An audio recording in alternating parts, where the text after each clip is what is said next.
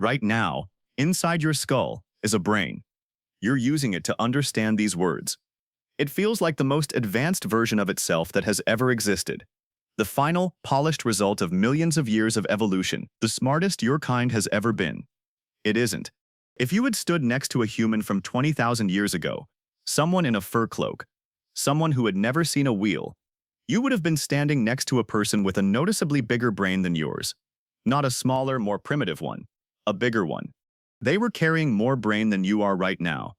So let's talk about the strangest thing that's happened to the human body in the last 20,000 years. The part nobody tells you.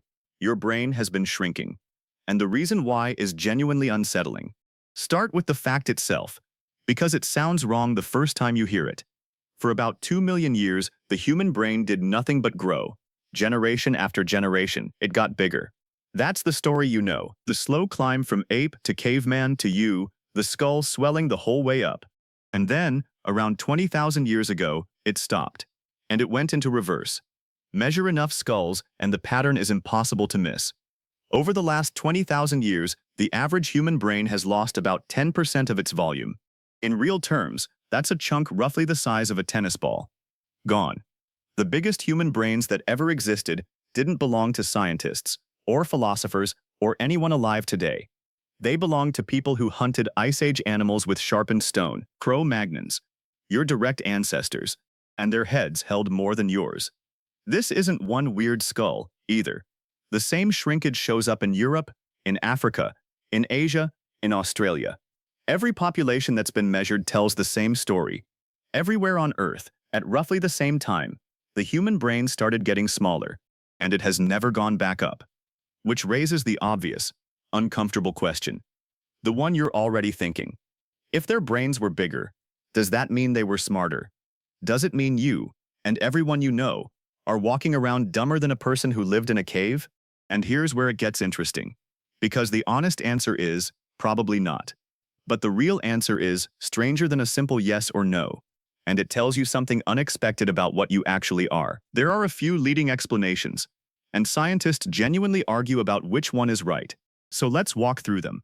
Because each one says something different about you. The first idea is the bleak one. A cognitive scientist named David Geary looked at when the shrinking happened and noticed it lined up with something. As humans started clustering into larger, denser groups, as society got more complex, the brain got smaller. His argument is blunt. In a small band, if you couldn't solve a problem yourself, you died. The pressure to be individually sharp was life or death. But once you live in a group of thousands, you don't have to know everything anymore. Someone else makes the tools. Someone else tracks the weather. Someone else remembers the route. The group carries the intelligence, so the individual doesn't have to. The brain, which is expensive to run, quietly downsized. By this account, civilization made you soft. You outsourced your survival, and your skull got the memo. But that's not the only explanation, and a lot of researchers think it's wrong. The second idea is the one that flips the whole thing on its head. It's called self-domestication. Here's the strange part. We have done this to other animals on purpose. When humans domesticated wolves into dogs, sheep, cattle, nearly 30 species, every single one of them lost brain volume, 10 to 15%. A domesticated animal has a smaller brain than its wild ancestor, every time. And a smaller brain, in this case, isn't the signature of stupidity. It's the signature of tameness, of selecting against aggression, of choosing to get along. Now apply that to us. What if humans didn't get domesticated by anyone? What if we domesticated ourselves? As we started living crammed together in larger and larger groups, the people who thrived weren't the most aggressive. They were the most cooperative. The ones who could share, tolerate, get along, raise children together. Over thousands of years, we may have bred ourselves for friendliness, the same way we bred dogs from wolves, and our brains shrank for the same reason a dog's did. Not because we got dumber, because we got nicer. There's a third idea, and it's the one that might describe you best of all. Some researchers point to a very recent date for the shrinking, only a few thousand years, right around the time humans invented writing, cities, and trade.